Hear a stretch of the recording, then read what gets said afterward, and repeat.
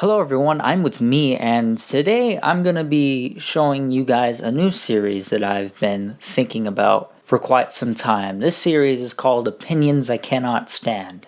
You know, obviously everybody has that opinion. Everybody has their own opinion.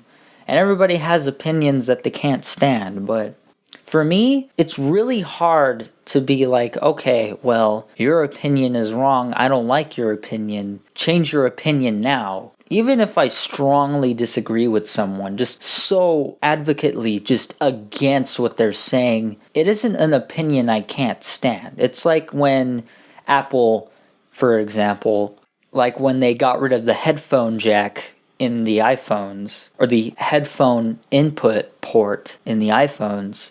Obviously, when people defended that, I absolutely hated them for defending such a stupid thing. Because it's stupid. There's no point to it. Absolutely no goddamn point other than innovation. But if innovation is taking things away... But obviously, as much as it peeves me, people can have that opinion. I don't really care. If you're my friend, for example, I'm not going to stop being friends with you for having that opinion.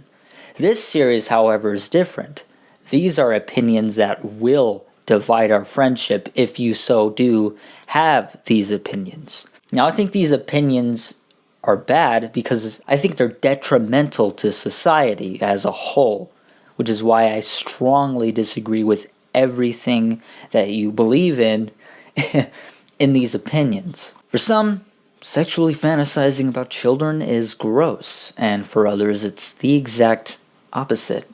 And I'm talking, of course, about pedophiles. The reason I'm talking about this is because Shuonhead did a video about maps. These people have a fetish, a gross fetish. Shuonhead explained this very well. I'm gonna play her clip here. So they have an age of attraction, or AOA as they call it, like 2 to 7, 5 to 8, 6 to 9. Very normal, well-adjusted humans here. That is why this shit is not a sexuality. Because children grow up. You cannot have a life with a child. They are not children forever. You want to use and abuse these kids, then toss them aside. It is not a sexuality, it's just some fucked fetish at most. Like necrophilia or bestiality, which, by the way, a lot of these maps, those things overlap each other.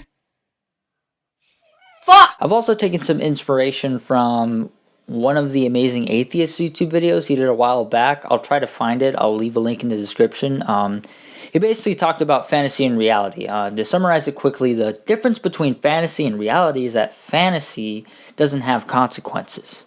I mean, while it may be cool to fantasize about slaying a dragon, the actual act of slaying a dragon is on a whole nother level. It might be great to have a fantasy about, you know, having the intercourse with somebody who may or may not be in your age range. When a teen has a wet dream about a teacher, for instance, yeah, it might be a nice fantasy for the teen, but there are consequences in reality is what I'm trying to say. What if you get the teacher pregnant? What if the teacher gets you pregnant? You know, what if your parents found out? There's plenty of other consequences to the subject, but I'll leave it at that. And even as a teen, not everyone shares your fantasy. Not everyone has the same fantasy. There's a pretty disturbing song called Daddy by Korn where the lead singer, Jonathan Davis, sings about his sexual encounters with his babysitter. And Jonathan Davis did not like this at all. And because the babysitter was female, Jonathan's family had a hard time believing him. And that's probably the reason why the song was named Daddy in the first place, because the babysitter who was molesting Jonathan Davis was actually a female.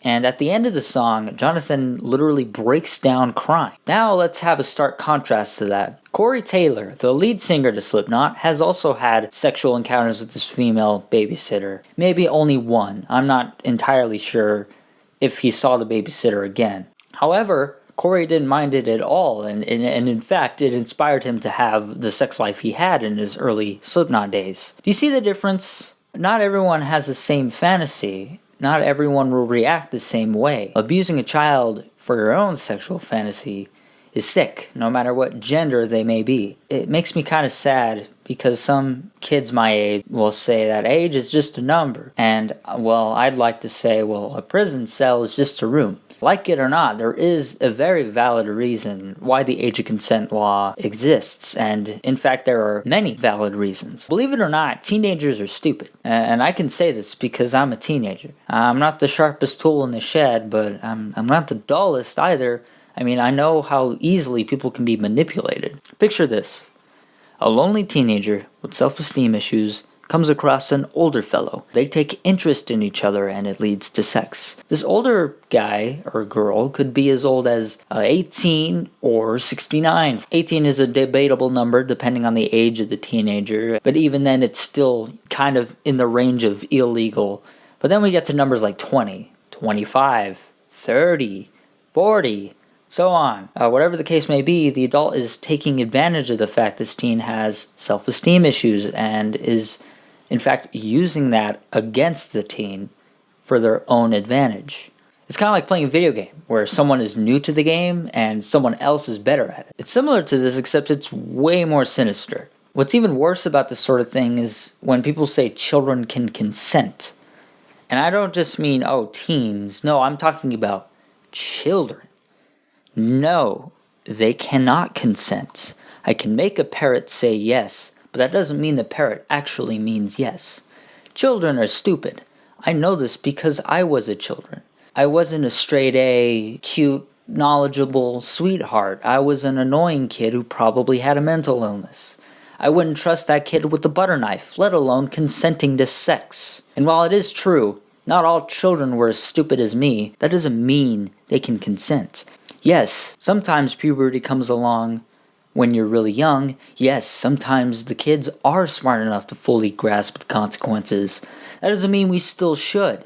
It's kind of like giving a kid a pocket knife when they're really little. I mean, yeah, you trust a kid with a pocket knife. And you know what? That kid may actually be trustworthy with a pocket knife. They may take care of it. They may leave it on the shelf, leave it as be, just have it as a collection and just be like, yeah, it's cool that I have a knife. That doesn't mean we should give every single fucking kid a pocket knife. This is the one instance where we should broaden the view for everyone. And even with teenagers, not all teenagers can be trusted with sex. I mean, teen pregnancy happens.